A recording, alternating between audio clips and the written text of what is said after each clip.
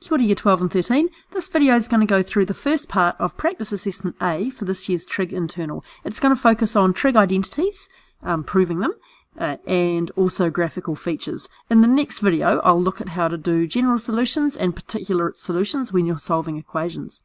So this is the first part. We're told that John, for some strange reason, wants to know if these two functions are identical. So there's the first one, and here's the second one.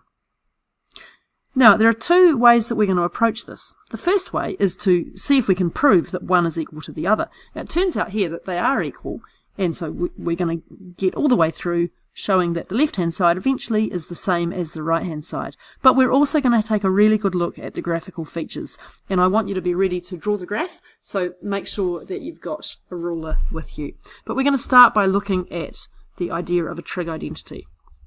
So, are they identical? So I'm going to think of this one as being what's on the left hand side, and this one is what's being on the right hand side. I'm going to try and start with this and end up with this. Now, why did I do it that way? Well, when I look at this, I straight away see a compound angle, and so I know what the first step is going to be here. Remember that cos of A plus B is equal to cos A cos B, sorry about the background noise, sine A minus sine A sine B. So I'm going to use that and then try and get it into this thing over here. So let's see if they are. Well, we've got y is equal to root 2 cos of 2x plus pi on 4 plus 1. So expanding that gives me root 2 times cos of 2x cos of pi on 4 minus sine 2x. I knew I was going to run out of room. There we are. Sine of pi on 4 plus 1, which won't quite fit on the screen. Now, think about your special triangles. We've got 1, 1, and root 2 here. So we know that cos of pi on 4 is 1 over root 2. Now most of you will know that by this point. So it's cos 2x times 1 over root 2 minus sine 2x times 1 over root 2 plus 1.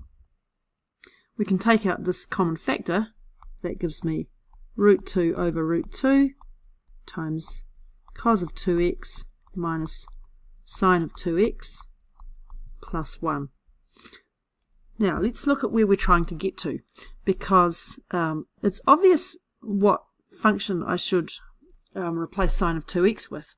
That's going to be 2 sine x cos x. But I have a choice of 3 trig functions for cos of 2x. So whenever you see a double angle cosine, you can choose between these. You've got cos squared x minus sine squared x. Sometimes useful, but more often than not it makes things worse. Minus 2 sine squared x. And 2 cos squared x minus 1 is the third one. Okay, so looking at this, I've got a plus 1 here on the end. But what I'm trying to show, hopefully, is that this is the same as this thing up here.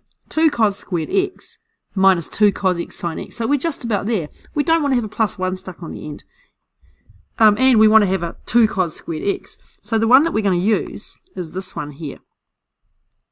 So keeping on going, just let's pop that there. We get cos of 2x is 2 cos squared x minus 1 minus 2 sine x cos x plus 1, which is equal to 2 cos squared x minus 2 cos x sine x. So the two functions are identical. So that's cool. We've shown that they're the same no matter what value of x. So they're always equal to each other. Now let's go back up and see what else it suggested we do. Well, we might want to consider looking at the features of the two graphs. So let's look first at this one.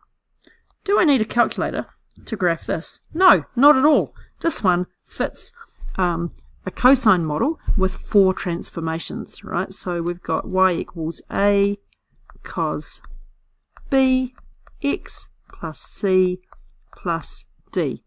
Let's look at what each of these things do in turn. Well, this one here, the plus d, is the vertical shift. It's going to shift up my cosine curve. this is my vertical stretch. It's going to change the amplitude. And this one here is my horizontal shift. And this is my squeezy, stretchy, horizontal thing. Now, don't worry, I'm going to go through each of those with separate graphs coming up now. What we're going to do is we're going to build up from the cosine curve to this thing we've got here. And we can very easily identify the features of that graph from the equation.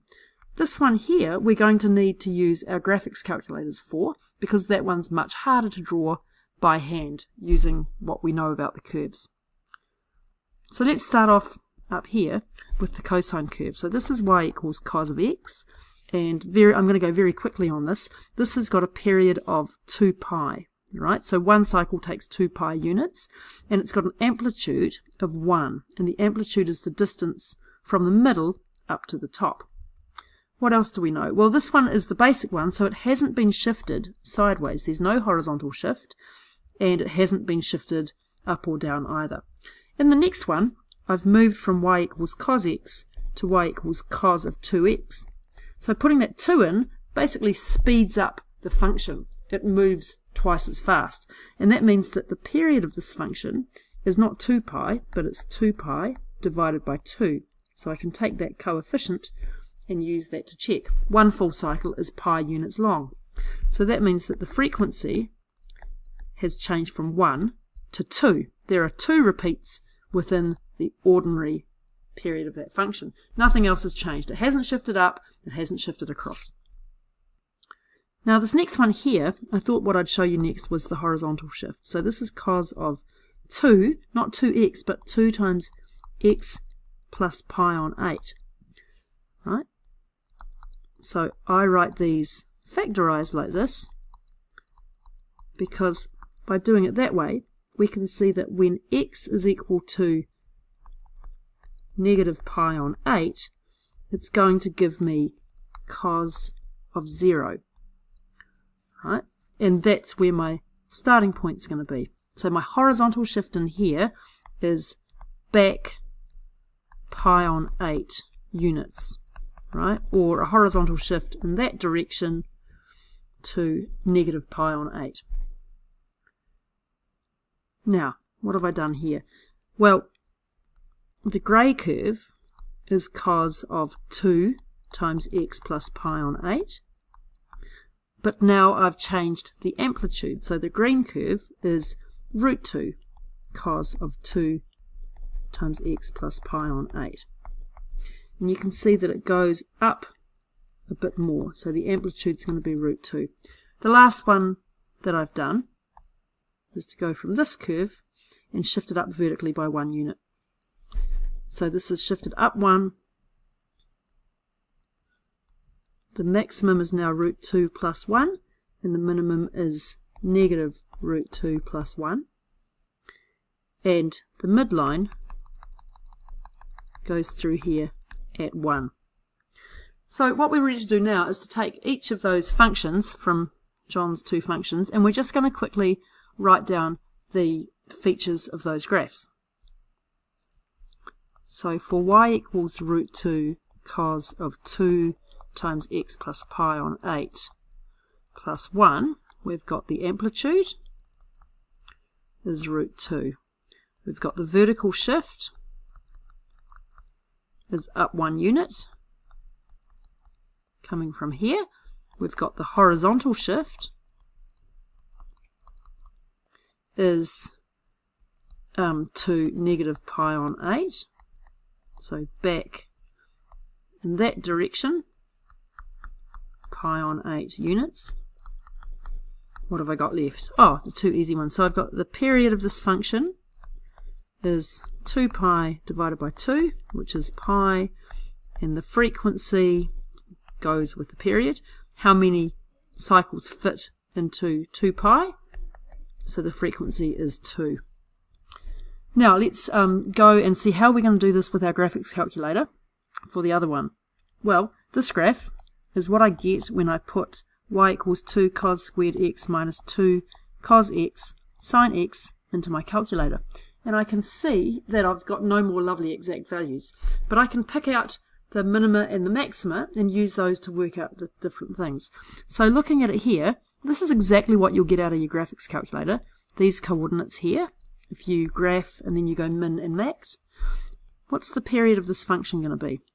Well, the period comes from this x value to this x value. So the period is going to be 2.74889 plus, so actually minus negative 0.3927, which is 3.14 da da da da, which is pi. Oh look, I've got this done here already. So the period is the same. Now the next thing that I'm going to look at, I could do, what am I going to do next? I think I'm going to do the amplitude next. So the amplitude I'm going to get from saying, how far is it from the top to the bottom? Take that number and halve it. So the amplitude will be 2.41 plus 0.414 divided by 2. And that works out to be 1.41, da da da da, and that's equal to the square root of 2. So it's the same. Okay, so what I want you to see is that it's much easier to do this if you've done it with the transformed trig function first, because you kind of know what you're looking for. So we've got the period, we've got the amplitude. Now let's have a look. If I clean up all this mess, we want to work out the horizontal shift. So where's the starting point for this cosine curve? Well, it's back here. Right, so the horizontal shift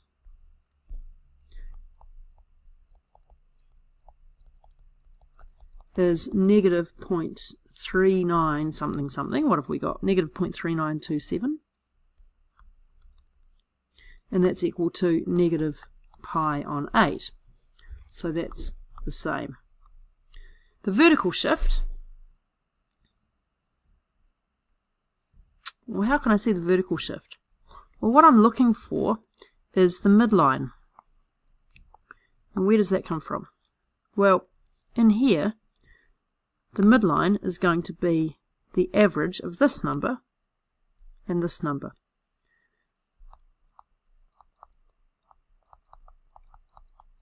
So it's going to be 2.41421 minus 0.41421 divided by 2, and that equals 1. So the vertical shift is 1, and that's the same.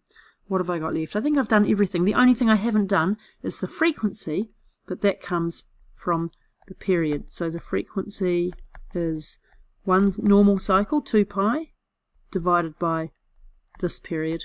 So the frequency here is 2. Right, so let's sum up what we need to say now. So all the graphical features match.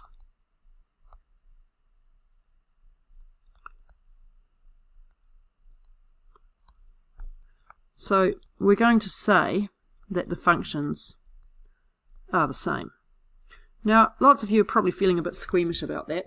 I much prefer doing a proof to looking at the graphical features, but I do think that it's good to be able to move between the two approaches. So make sure you're confident with both of those. So in the next video, I'll slowly go through how to do general solutions and particular solutions. Thanks for watching.